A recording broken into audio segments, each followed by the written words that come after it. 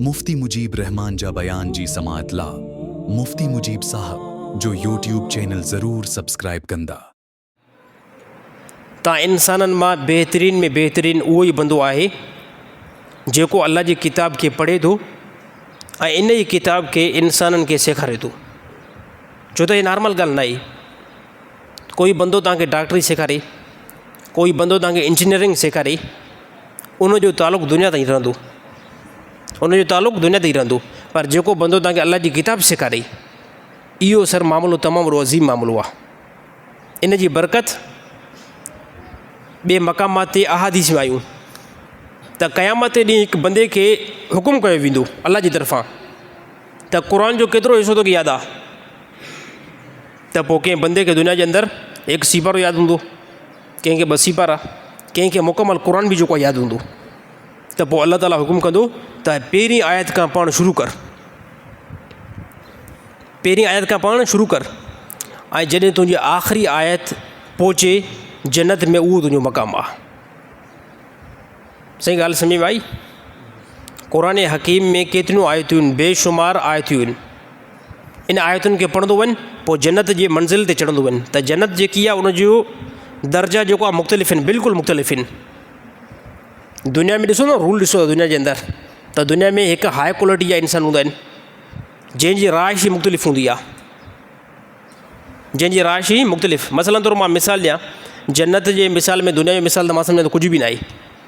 हिकिड़ो मिसाल ॾियां त ॾिसो, कराची में डिफेंस आहे, त हिते सभु आला क्वालिटी वारा माण्हू, आला क्वालिटी मां मुराद उहा त यानी पैसे वारा सभु माण्हू हिते, पोइ इन खां बाद में उनखां थोरो लो क्वालिटी वारा उनजी टचिंग में, उनखां लो क्वालिटी वारा उनजी टचिंग में हली करे ग़रीब तव्हां जहिड़ा असां जहिड़ा हिते शहदाद कोट में, वरी शहदाद कोट में बि किथे बिल्डिंगियूं, किथे नॉर्मल घर, ऐं किथे बिल्कुलु वीरानी, कंहिं क़िस्म में कोई बि सहूलियत न।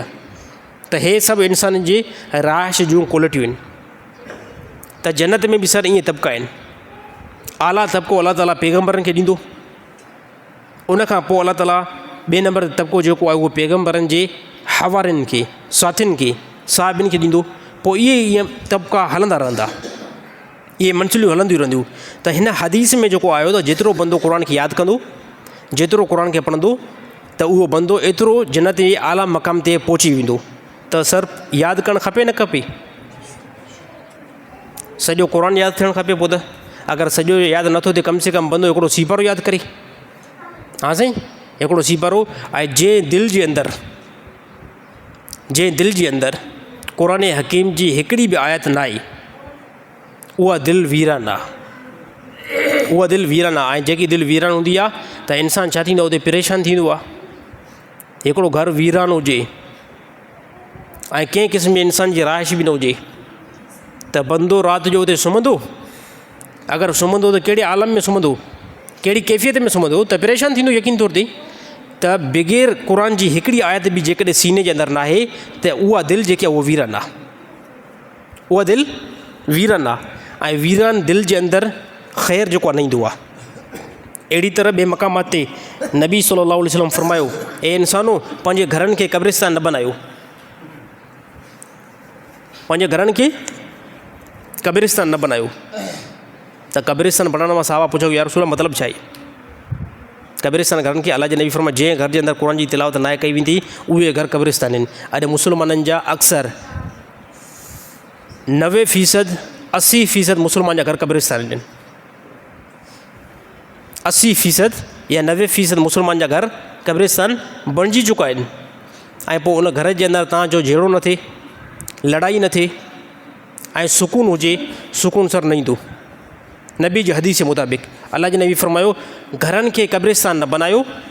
अगरि घरनि खे क़ब्रिस्तान था बनायो त घरनि जे अंदरि शयातीन ईंदा।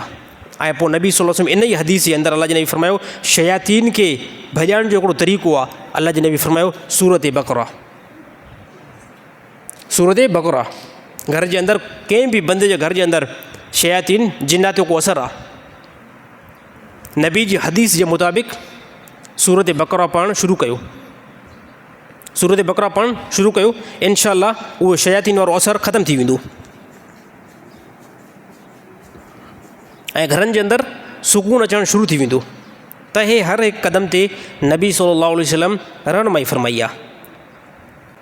ऐं अहिड़ी तरह अबू उमामा रज़ियल्लाहु ताला अन्हु खां बि ॿी हिकिड़ी रिवायत आहे। अबू उमामा रज़ियल्लाहु ताला अन्हु फरमाए, ए इंसानो क़ुरान हकीम जी तिलावत कंदा रहो, क़ुरान हकीम जी तिलावत कंदा रहो।